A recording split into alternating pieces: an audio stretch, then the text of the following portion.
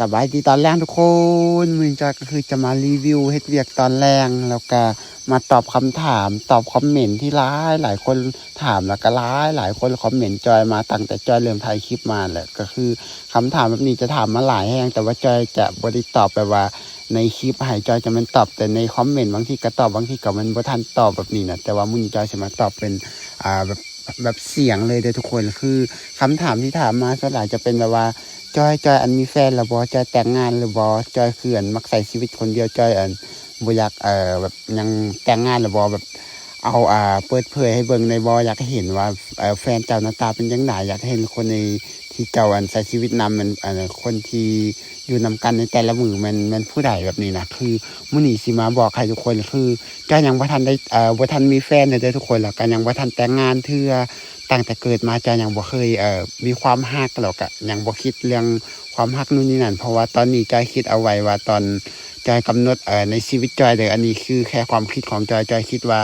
ก่อน25ปีจอยจะยังบ่แต่งงานแล้วก็ยังจะบ่สร้างครอบครัวคือจอย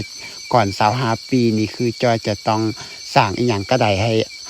ก่อนอายุเข้า25ปีจอยจะต้องสร้างอีหยังก็ได้ให้จอยมีแบบแบบเล็กๆน้อยๆเป็นของตัวเองโดยที่บ่ต้องพึ่งพาพ่อแม่หลายอย่างประมาณนี้นะก่อน25ปีจอยจะต้องพยายามสร้างนู่นนี่นั่นให้กับตัวเองก่อนคือตอนนี้จอยก็เข้ามา24ปีแล้วยังเหลือ1ปีก็จะเข้า25ปีก่อน25ปีนี้จอยจะต้องสร้างอีหยังให้ได้หลายที่สุดเท่าที่จอยจะทำเฮ็ดได้คือจะเฮ็ดทุกอย่างให้เพื่ออนาคตของตัวเองแบบนี้นะทุกคนเพราะฉะนั้นจอยคิดแต่ว่า ให้จังไดก็ได้เราต้องดูแลตัวเองให้ได้ก่อนเราต้องเอาชีวิตเราให้รอดก่อนเราสิมี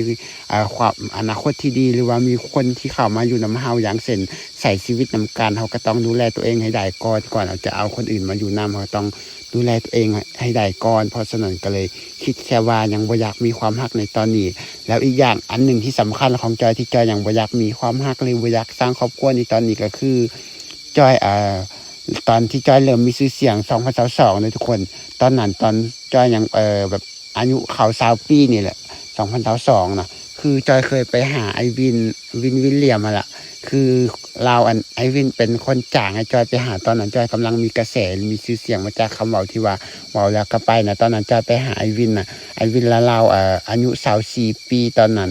2022ส่วนจอยมันอายุ20ปีแต่ว่าจอยยังเป็นเด็กบ้านนอกยังบ่เคยเข้าในเมืองครั้งแรกยังพูดหยังเลยแต่ว่าตอนนั้นตอนไปหาไอวินนะไอวินแบบเราอายุ24ปีแต่ว่าเราสร้างแบบโก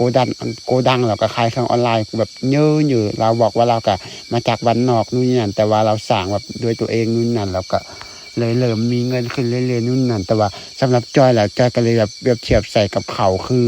เฮาอายุ20ปีเฮายังพูดหยังเลยแบบยังบ่เคยเข้าในเมืองจักเทื่อแต่ว่าไอเราล่ะ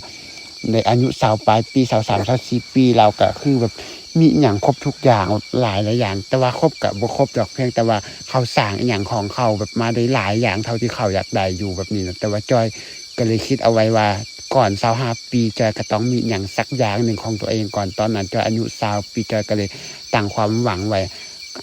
ภายใน5ปีข้างหน้านี้จอยต้องสร้างอิหยังไว้ให้ได้หลายที่สุดเท่าที่เฮ็ดได้เพราะฉะนั้นจอยก็เลยต้องเริ่มลงมือเฮ็ดตั้งแต่ตอนที่จอยเริ่มมีชื่อเสียงนู่นนั่นแหละแต่ว่าจอยก็ยังบ่ได้เฮ็ดจักเทื่อแบบเริ่มแบบหาประสบการณ์ไปก่อนจนกระทั่ง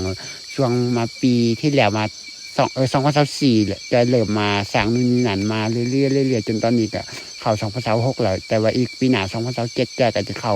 25ปีจอยก็จะลองสร้างเบิ่งว่าจอยจะมีอิหยังแหน่ก่อน25ปีนี่แล้วผู้ใดอยากรู้ว่าจอยสิมีอิหยังในก่อน25ปีก็มาติดตามรับชมเบิ่งผลงานกันเด้อเรื่องความรักตอนนี้ยังถ้ามีก็มีได้แต่ว่าอาจจะยัง